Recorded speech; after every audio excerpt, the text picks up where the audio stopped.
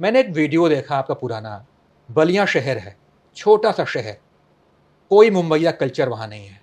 वहाँ के लोग बड़े सभ्यता और संस्कृति में यकीन करते हैं। उस मंच पर आप और खेसारी हैं। पहले आप खेसारी लाल यादव के चेहरे पे से पसीना पोंछती हैं, यस वो फिर सबके सामने आप उनके गाल पे एक छोटा-सा किस देती हैं। आपको लगता है कि मंच पर ये सबके सामने ऐसे किस करना खेसारी लाल यादव को ठीक था? क्या ये अच्छा मैसेज किया? क्या जनता मैंने के किस बीच ठीक किया था? था कि उन्होंने किया था? आपने किस किया था? मेरे पास तस्वीरें हैं, अभी मैं आपको कहूँ तो दिखा सकता हूँ। मैंने वो तस्वीर ओके, सेव करके रखी ठीक है। है। जैसे पोंछने वाला पसीना वाला था, तो पसीना पोंछा शायद आपने और फिर आपने उनके गाल पे किस किया। शायद नोटिस किया बिकॉज़ वो सुनाई नहीं था।